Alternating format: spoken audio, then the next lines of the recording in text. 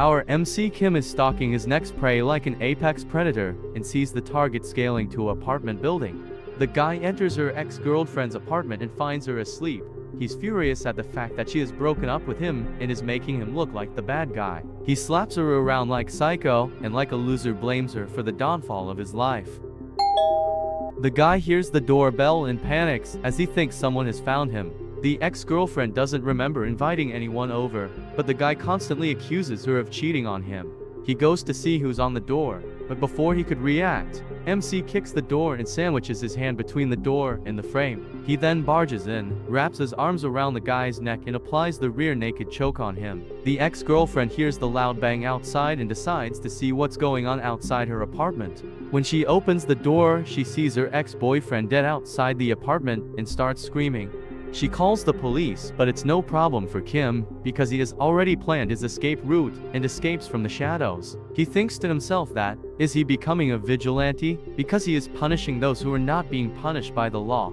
In a private location, we see a TV channel owner sitting, and a woman shows him the brutal beating that Kim delivers to the criminals. She tells him that if their news channel airs this particular case, then their viewership will skyrocket and they will take the #1 spot in the ranking.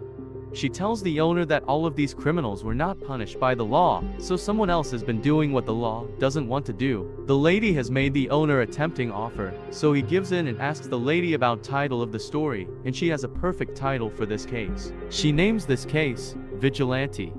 In present time, the TV station owner has aired the Vigilante case, and unlike my YouTube channel, the retention graphs are going crazy. He tells the lady to look at the incredible response this case has been getting, but she had already predicted that and isn't surprised by the viewership.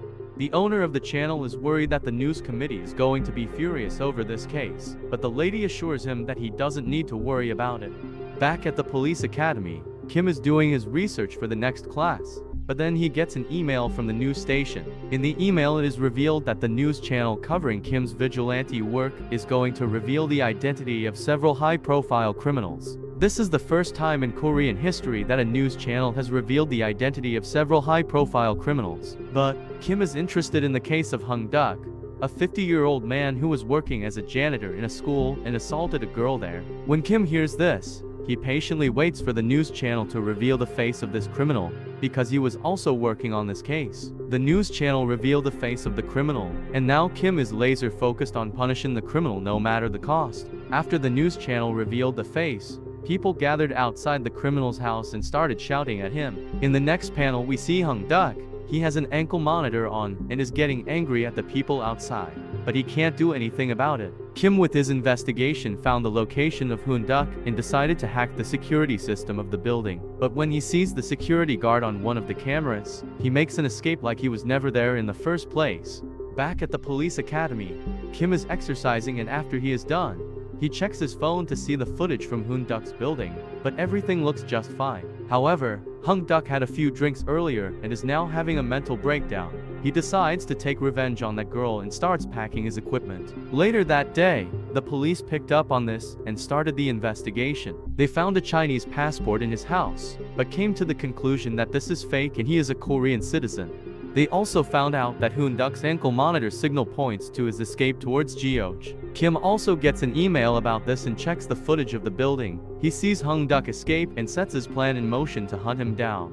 On the other hand, the reporter lady is going to the same city as Hung Duk to film Kim doing his vigilante work. She also asks her reporters to closely follow the police for any updates. The policemen arrive at the seashore to investigate the fake passport of the Hung Duk, and luckily they found a lead. The neighbors of Hung Duk told the police officer that he used to work as a salesman in Japan, so they came to the seashore to ask the sailors if he had came here or not. What the police didn't know was that the police was on Hung Duk's radar and he was observing them from the sidelines. Back at his home, Kim is getting ready to hunt his next prey, and he is keeping close tabs on all of the updates on this case. He is still unaware of the fact that the news lady wants to reveal his work to the public eye. In the next panel we see two ladies talking about some men who look like loan sharks, but in reality, they are undercover cops, and they are talking to a girl. The police officer who was investigating this case gets a call from those two men, and they inform him about the location and safety of the girl from Hung Duk case. While the police officer is talking on the phone, he is unaware that an agent of the news lady is standing outside the restroom, and he heard the residence of the girl. The news lady gets a phone call from her agent, and he informs her about the location of the girl, and she speeds up her car to reach there faster. Meanwhile, she informs her news agency about this information, and they publish this into their email. Kim sees this and gets ready to deliver justice. By the next evening, Hung-duk is already at the girl's location, and he is looking for an opportunity to get in the building. The opportunity presents itself in the form of a delivery man. Hung-duk strangles the man, takes his helmet,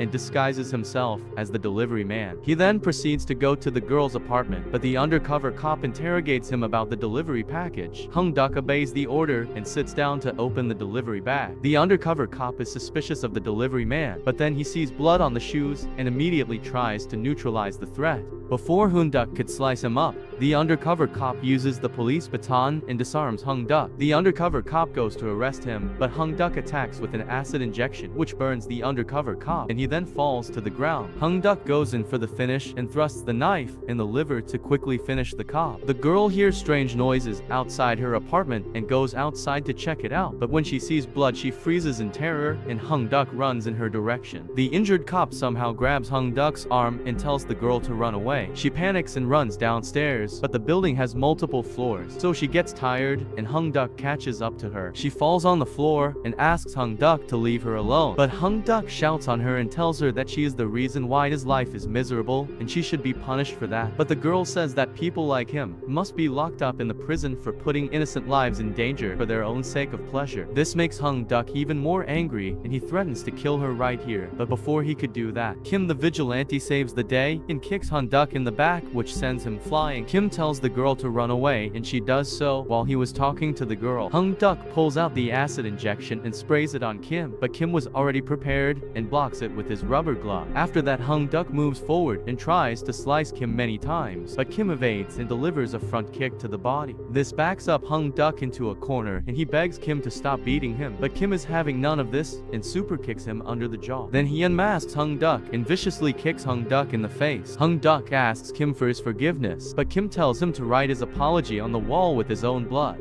A few minutes later, two policemen arrive, and they are terrified of what they see at the crime site. They see Hung-duk's dead body, with his blood-written apology on the wall in front of him. The news lady arrives, but she is late as Kim has already done his vigilante work, and she was not able to film it for the news channel. She runs around in order to find the vigilante, but it is useless because Kim is already in the bus with his classmates from the police academy.